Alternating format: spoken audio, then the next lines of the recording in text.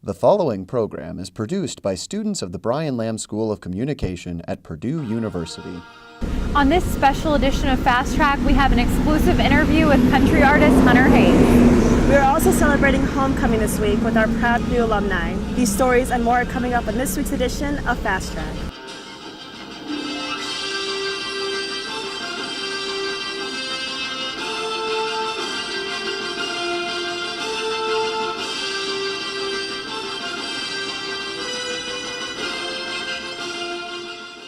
Thank you for tuning in to Fast Track. This week's show is coming to you from Founders Park. I'm Taylor Briscoe. And I'm Island Spahi. Country music artist Hunter Hayes stopped by Purdue last week as a part of his 21 tour. On the tour, he's traveling around to college campuses to perform. Our very own Liz Van Ostenburg was able to sit down with a young celebrity and get a glimpse into his life. Let's take a look at this interview with Hunter Hayes. Hi, I'm here with Hunter Hayes, who will be performing in his 21 concert series here tonight at Elliott Hall of Music at Purdue. So thanks for meeting up with us today, and we're so happy that you're at Purdue. I'm happy I'm here too. Yeah, cool. Good vibes so far. So what's like your normal routine when you're getting ready for a show? Well that starts like now. That's like everything from like energy conservation to sound check to sort of running through songs, trying to figure out set list, working with lighting. That's kind of even more like careful talking, all that stuff, and like there's a bit of a warm-up before the show. There's a lot of actually silence before the show, like to try to like conserve the voice, because talking is actually worse for the voice than singing, and you know, doing 5 shows in a row is not exactly the best thing for the voice, so you gotta make it work. So yeah, as far as for like routines and things like that go, it's not intense, but there's a lot to it. But at the end of the day, it's kind of like whatever. It's like yeah, let's just play a show. Let's just have fun. Yeah. So who introduced you to music when you were growing up? Not really anybody in particular. It was I just grew up in a really musical area. There's a lot of music in Louisiana, tons. It's like this huge music, like it's almost an industry of sorts, but it's not really an official industry. It's more or less, it's just a very musically rich heritage, I guess. So that's kind of the thing. I was just surrounded by music that way. My parents aren't very musical. They aren't musical at all, but they just like listening. They, you know, that kind of thing. So, if anything, my introduction to music was just kind of, you know, the fact that we have fairs and festivals like pretty much every weekend in Louisiana, and it's a thing. I mean, you can totally, you know, you can make a living playing. You know, a lot of my friends do. It's like playing literally 3 shows a week, 4 shows a week. There's tons of music venues. I mean, it's a really cool spot for, you know, if you're musical and if you're interested at all in it, right? So yeah. Wow. So well, your mom's a teacher, your dad's a mechanic. Was it kind of weird to come out of that family as a musician, or anyone else in your family love music too? Yeah, not really. And well, I mean, as far as, I don't know if it's weird per se. It's all what you're used to, right? It's all relative. So for me, it was normal. And I think that's the fun part, is that like I was never really led to believe that there was anything weird about it. You know, I just thought it was normal. You know, and then obviously now meeting a bunch of people that have come from musical families, it's kind of bizarre to like see that story too. You know, but I think it was good for me because I'm very like, I don't know, my creative like thing. It's probably good that I didn't have anybody really like properly musical. And then I got to kind of do my own thing and experiment and figure it out, you know. So at what age did you realize that, hey, I'm going to make this my career? I don't know that it was really an age per se. There wasn't like a light bulb day. It was kind of just a series of I really love this kind of things. You know what I mean? I was never really led to believe that it wasn't an option, or that it was a crazy idea that you could make a living making music. You know what I mean? It was kind of like, oh, okay, this seems realistic, you know. So it's just always been a thing, and I think it's just been a road to discovering how that happens and how you sort of pursue that and how that builds and all that good stuff. Just a lot of just, as we say in the band, figuring it out and doing it live, you know. Yeah. I love that. That's great. And so, like, when you made that move from Louisiana to Nashville with your family, was that something that you guys thought about a lot, or was this kind of like one of those things that you're like, hey, we're just going to do it? Yeah, we did think about it a lot. And we're a very careful family. I'm a very careful human being because of like sort of, I guess, kind of, I got it from my parents. They're very careful is maybe not the right word, but very thought out, I guess. Yeah, we'll go with careful. I like it. And cautious, and just like, we talked about it for a long time. We made trips to Nashville like once a month for 3-4 years before actually making the move. And I think it's kind of funny, like looking back, just how long it took us to talk ourselves into it. And it was actually a friend of mine, to his credit, Rick, a buddy of mine, was like, look, you got to go. You got to go. I'll go with you, and I'll do whatever I can do to help, make it easy on you. But you got to go. And but we did. We kept making trips, and I was offered a publishing deal. Actually, was kind of the first really realization that, okay, I got to move. I got to be there. I need to be in Nashville, and it needs to be soon, like now. So we kind of figured that out, and we just kind of made our move, and it was right after my junior year of high school. So yeah, it was kind of weird because I didn't really have a senior year per se. I took an accelerated course in Nashville, graduated, and then just went straight into songwriting, like pretty much for a living, like right away. So it was a dream. It really was. I'm spoiled. It was so awesome. Yeah. It looks like it worked out perfectly. I mean, one of those divine things, you know what I mean? It's like, I have no idea how this is going to happen, and you sort of just kind of follow the hints, the things that look like, sort of marks on the road, like go that way, just follow this, pursue this, and eventually, I don't know, it just all kind of happened very naturally. So I'm very grateful for that. Did you have like an inspiration or someone who pushed you as well during that time?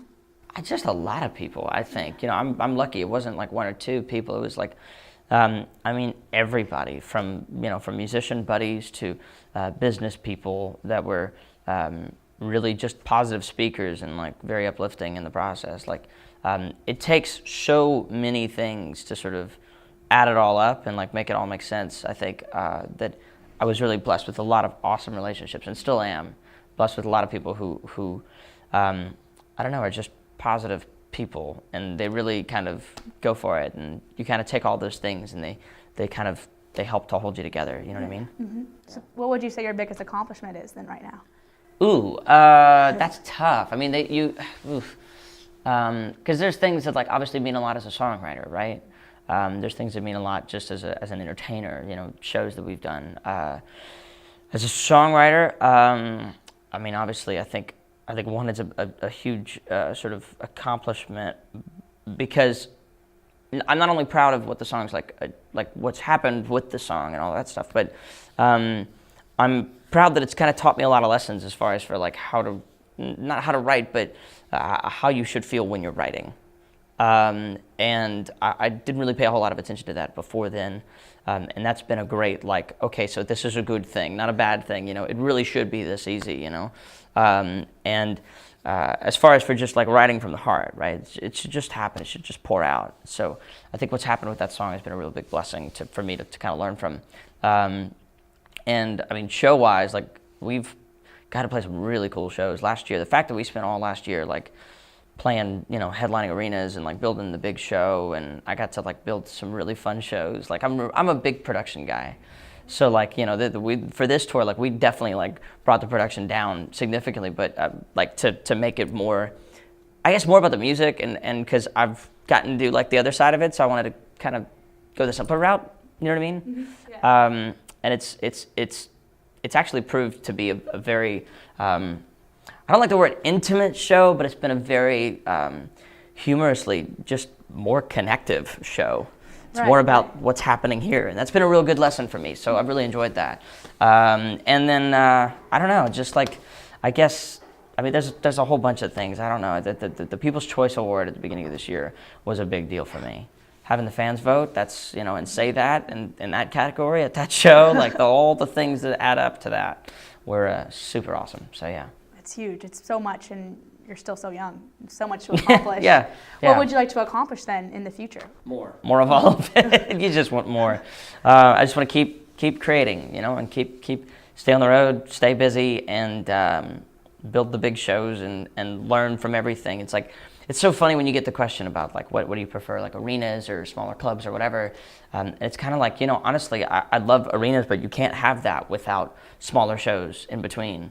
You learn so much from that, and those are so good for the soul too. And the arena shows, like you kind of have to charge up and you have to be ready for that, you know what I mean, and all those kind of different things. So all that circled stuff, none of that made any sense whatsoever, but I don't know, just more playing music. Yeah. And you're saying how you love writing, and that's so important to you. Do you have like a routine or a certain process that you do to write, or it just comes to you? I wish I had a process that would make it a lot easier. Yeah.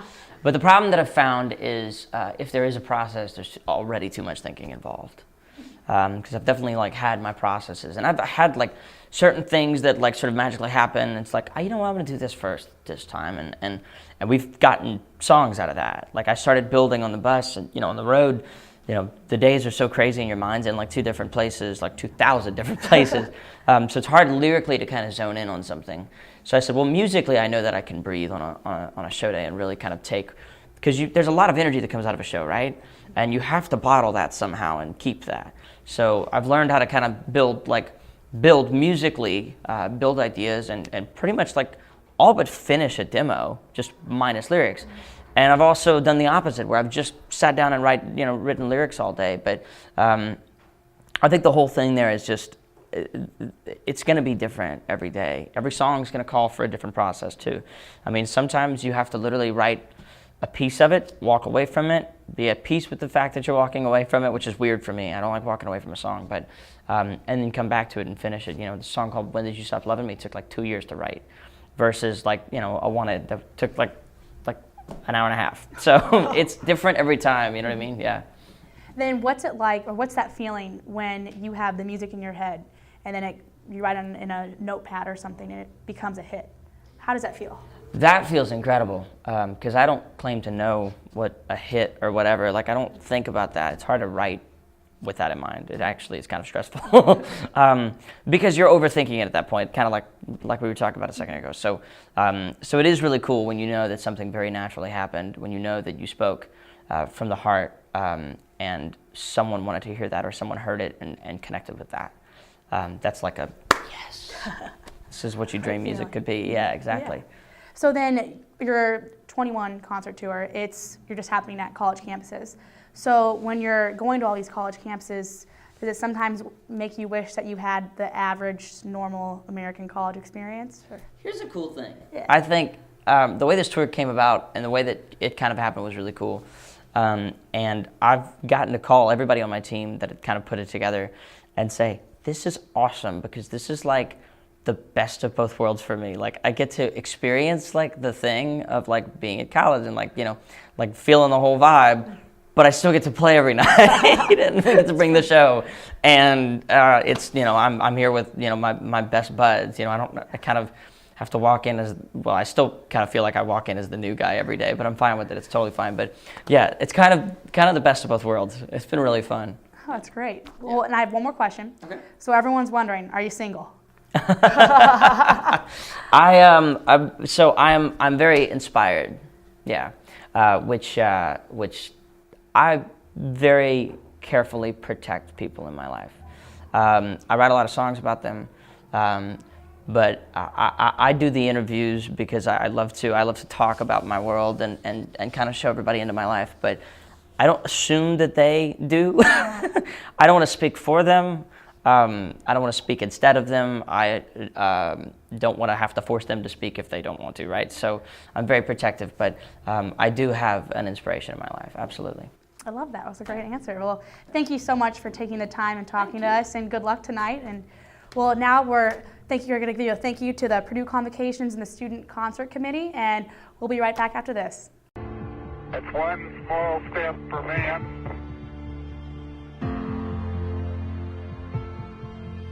one giant leap for mankind.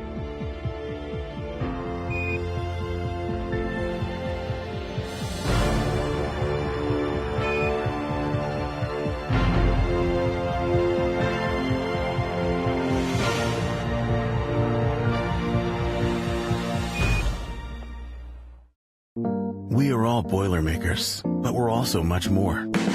We're history makers, exploring the farthest reaches of our universe, often when strapped to a rocket.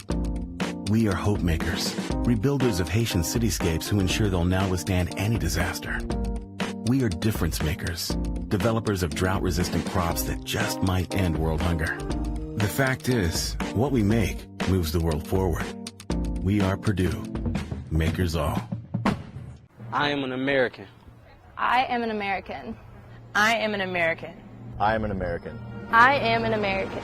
That's the way most of us put it, just matter of factly. They're plain words, those four. You could write them on your thumbnail or sweep them across a bright autumn sky. But remember, too, that they are more than just words. They are a way of life. So whenever you speak them firmly. Speak them proudly, speak them gratefully. I am an American. I am an American. I am an American. I am an American. Well, welcome back. Today in your Indiana weather history, just 10 years ago on November 6, 2005, a large and damaging squall line moved through central Indiana in the early morning hours. Widespread wind damage occurred throughout central Indiana, including several reports of downed trees and power lines. Now, we did have a cold front move through here last night, bringing us some rain showers, but nothing to this severity. Lucky for us. And tonight we are still lucky. We're going to have a really pleasant night. It's going to get a bit on the cool side. 8 p.m. we're going to be at 46 degrees with partly cloudy skies. 10 p.m. dropping down to 43 degrees. Then by midnight, that's when we really start to see those clouds start to decrease even more, cooling down to 40 degrees by midnight, and then 2 a.m. 38 degrees with mostly clear skies. We're going to cool all the way down to 35 degrees here in Lafayette, as well as 38 in Rensselaer, 37 for the low in Warsaw, a bit warmer in Kokomo, 39 degrees for the low, and 40 degrees for the low in Indianapolis. We do have our homecoming game tomorrow. Let's take a look at homecoming the past few years. Just last year, homecoming was quite a bit earlier. It was on September 27th in 2014. As Purdue played Iowa, and we lost with a score of 24-10. The temperature was 77 degrees, and it was very sunny, so it was quite a bit warmer than it has been for us this time of year. September 28th, 2013, it was Purdue versus Northern Illinois. Another loss of a score of 55-24, even warmer, 82 degrees, and it was partly cloudy skies that day. The year before that, October 13th, 2012, Purdue versus Wisconsin. Wisconsin had the winning score of 38-14 with 68 degrees and rainy. Now, just the year before that, October 22nd, 2011. Now, the time difference a bit closer to this time of year, just a few weeks away as opposed to all the way back in September. Purdue played Illinois. We won with a score of 21-14. It was 66 degrees and very sunny. We do play Illinois tomorrow for our homecoming game. I'll have the details on what the weather will be like coming up. Thank you, Krista. This weekend is homecoming, which means campus will be full of Purdue alumni reliving their college days. But it also means a week of tradition on campus. Reporter Rachel Bibler was able to attend some of the events going on this past week. Let's see what went on. As one of Purdue's greatest traditions, the Purdue Homecoming Corps is excited for this week, along with seeing who is going to be king and queen this weekend. Many of them argue that this is more of a fun experience than it is competitive. Let's get a closer look on what these candidates say about their week and their experience. It's been an incredible opportunity. All of the candidates are extremely fun and exciting. It's been fun to meet new people just on campus and see all the incredible achievements they've accomplished. As the Purdue Student Union Board is preparing these events building up for the crowning on Saturday, one of their members says that the goal for this is to make it as fun as possible and to bring the student body together. All these different events that people can get involved with, so that's my favorite part, just seeing these people having fun, that we organize these huge events and we want them to enjoy it. So that's the biggest thing, is for them to have fun. Jacob Ellis, a senior in organizational leadership, explains how this opportunity at Purdue is more of an experience that he knows that he's making his parents proud. This is a good opportunity for me to just sit back and enjoy it, but then also kind of connect with my parents and let them know, a lot of the things I've been doing on this campus have led to this. So they don't understand all the student orgs and stuff that I'm involved in, but they do understand homecoming, the football game, and stuff like that. If you would like more information about the homecoming traditions, candidates, or events, you can visit Purdue Student Union Board's website at union.purdue.edu, or you can visit them on their social media sites. Reporting for Fast Track, I'm Rachel Bittler. After winning our last game against the Nebraska Cornhuskers, our Boilers are hoping to pull out another win in our homecoming game against Illinois this Saturday.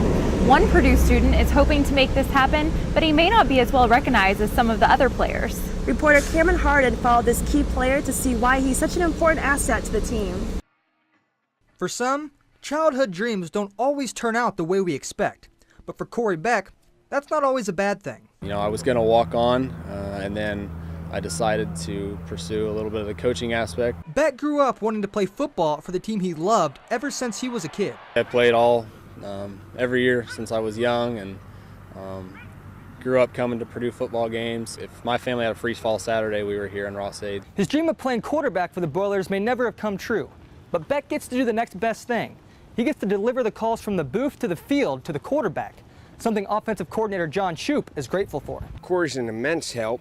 On game day, he is the guy that's communicating with the quarterbacks, and at every practice as well. He does the bulk of our signaling to the quarterbacks and communicates with them directly from me in the box. Beck receives the call on his headset. He then signals to quarterback David Blau what play is being called, meaning Beck needs to know the playbook better than everyone else. With how much he studied it, he probably had it down before I did. You know, I got here, and it was his second semester. It was my first semester, and he was helping me learn the signals. With how much time Beck and Blau spend together, they need to have a close relationship, along with holding each other accountable. He was, you know, helping us whenever we messed up on the field. He'd be like, hey, how come you didn't do this or that? And he knows it just as well as any of us or any coach on the staff. It's not always rainbows and butterflies, though. It's hard work. We signal right and left. It's Corey's right and left, which to me is my left and right. So I'm looking at it backwards, and we had to get that down. So when he's calling a play to the right, I have to learn how to turn it around in my brain and it be my right as well. So that was a tough obstacle to overcome. Beck loves signal calling, but his end goal is to be a coach, something Shoup believes is possible. Corey's the kind of guy we'll all be working for him someday. He is super sharp. As smart as he is, he's got common sense to match his intelligence. He's got a great work ethic and pretty creative mind. All that's a good combination to be a good coach. So for now, Beck is going to continue to do what he does best, work hard. Kind of just work my way into this role, and you know, hopefully I get an opportunity to pursue this in the future. Reporting on Purdue's campus, Cameron Harden. Purdue University is proud of all of their alumni, but this week an Inventors Recognition Reception was held to honor some of the individual Purdue grads. Alumni who have been granted patents for their inventions are back in West Lafayette to attend this reception. Reporter Taylor Briscoe was there. I'm here at the Kerrs Technology Center, where every year Purdue faculty are recognized for their inventions and granted patents. This year, lots of big names were in attendance, including our president, Mitch Daniels. The Inventors Recognition Reception is what President Daniels says has become his favorite event of the year. It's the Academy Awards, really, of innovation here at Purdue, which is exploding. Purdue has climbed from 41st to 29th to now 16th in the world in number of patents, and that's all because of the opportunities this university provides. Sherry Harbin, who is recognized for having 90 patents and also was the recipient of the biggest award of the night, says the university's spirit is what fuels her. This is a special place. What the PRF and President Daniels are doing is just taking all of these ingredients and raising them up to where that spirit is just boasting. I've been here a long time. The environment, the enthusiasm, the energy has never really been like it is today. In keeping the spirit of innovation going, Purdue is the first university to allow undergraduates to own their own intellectual property. If you come up with something in a project or just in your dorm room that is patentable, it's yours, because we want to encourage this really from the first day a student is on campus until maybe they're a faculty member one day. While President Daniels encourages everyone from undergraduates to faculty to start inventing, we are reminded that the root goal of all of these inventions is to impact human life. I do believe we've unleashed the great creativity on this campus, and the world will benefit. With Purdue's standards forever rising, we can be sure that there will be even more awards to give out next year. Reporting for Fast Track, Taylor Briscoe. Who knew an award-winning winery sits just 20 minutes away from campus? If you're 21 or over, you can taste the wines on site and maybe bring some home with you. On this segment of One Tank Trips, Beth Stanley is bringing us out to the Wildcat Creek Winery. Well, who would have known that an award-winning winery sits just 15 minutes away from our very own campus? On this week's edition of One Tank Trips, we are out here at Wildcat Creek Winery to learn a little bit about the winemaking process, as well as maybe try some of the wines for ourselves. Now, do remember that you must be 21 or older to participate. With over 90 distilleries and counting spread out around the state of Indiana, who knew that we have an award-winning winery right in our own backyard? Wildcat Creek Winery has won honors such as Indiana Wine of the Year, Indiana Treminette Wine of the Year, and multiple best-in-class wines. But winery owner Rick Black says that it's often the customer feedback that he treasures the most. And she said, "They like your wine." But I mean, that celebration was amazing. And when he got to one of the wines, it happened to be that Chamberson I was talking about, and he didn't know what it was. He hadn't had it before, but he smelled it and tasted it. And he took his glass and threw it up in the air and yelled, "Cherries."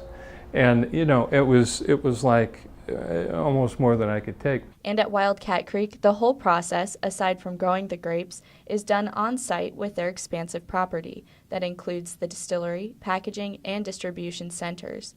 But for Rick and many other winemakers, the creation of wine is more of an art, making sure that all of the flavors are in perfect harmony. An orchestra, when you hit that perfect balance, it's you can't hear any of the instruments more than another. So the winery offers tours of its production and fermentation facilities, as well as a wine tasting. Co-owner and tasting director Kathy Black says that you can really make a whole day out of your experience. Come out during those open hours and we have free wine tasting. If you want a tour, best to call ahead so that we have somebody here. You can come, you can bring a picnic with you, you can bring friends. We really do welcome Purdue students. We love for them to come out here and you know, take a break from studying and get out and kind of relax a little bit. The winery is open every day of the week and their hours can be found on their website. So if you're looking to uncork and unwind, the Wildcat Creek Winery is just a 15-minute drive from campus and is open every day. Reporting for Fast Track, I'm Beth Stanley. Well, those fall colors still going strong across campus. We've been seeing lots of these yellows and reds still left. We also had very clear skies earlier in the week. Beautiful conditions to be outside. We did have some more cloud coverage move in towards the end of the week, as well as a cold front that passed through last night that brought us some rain showers. Still, though, with the cloud coverage, it's very beautiful across campus this week. Now, it is homecoming weekend. We are going to have plenty of sunshine and seasonably cool temperatures. For tonight, we're going to have decreasing clouds. It is going to be breezy with these winds out of the west-northwest at 10 to 15 miles per hour and cool. Luckily, though, we are going to stay dry. At 8 p.m., partly cloudy skies, 46 degrees, dropping down to 43 by 10. It's really after midnight that we start to really see those clouds start to decrease even more. 40 degrees at midnight and dropping down to 38 and mostly clear skies by 2 a.m. We're going to hit 35 degrees for our overnight low tonight. We're going to see 38 in Rensselaer as well as 37 in Warsaw. Fort Wayne's going to see 38 and 40 degrees, so a bit warmer in Indianapolis for the overnight low. Tomorrow, though, look at this. Lots of sunshine, starting off with that cool 35 degrees at 8 a.m., but then by 10, 40 degrees by noon, jumping up to 47. By 4 p.m., we're going to climb up to 53 degrees. That's our high. We're looking for a very sunny day for the game. High temperatures tomorrow are going to reach 53 in Rensselaer, 55 out in Champaign. We're going to see 54 in Indianapolis as well as 51 in Warsaw. Now, with this passing cold front, we can see it's continuing to push its way off to the east, leaving us very dry here tonight. We have a high pressure system moving in behind it, and it's just going to keep us clear through the night and into tomorrow morning, as well as through the next couple of days. So we're looking for a very sunny 7-day, at least through Monday. Look at these temperatures though. The high temperature is average of 57 degrees for this time of year, so we're hovering really close to that. On Sunday we'll be at 53 degrees, but the low temperature 31 degrees, so we are going to be just slightly below freezing, actually Saturday night and Sunday night. And then Monday climbing up to 55 degrees, still plenty of sunshine to start the week. A low temperature though, 39 degrees, a bit warmer. Our next chance of showers will be on Tuesday with a high of 59. Greater chances of showers on Wednesday with a high of 62. Thursday, a slight chance of showers with a high of 56. But then to end our week on Friday, just partly cloudy skies, staying dry with a high of 54. That's all we have for this week's edition of Fast Track. I'm Taylor Briscoe. And I'm Island Spahi. Join us again next week as we take you through more stories on Purdue's campus. Have a great week.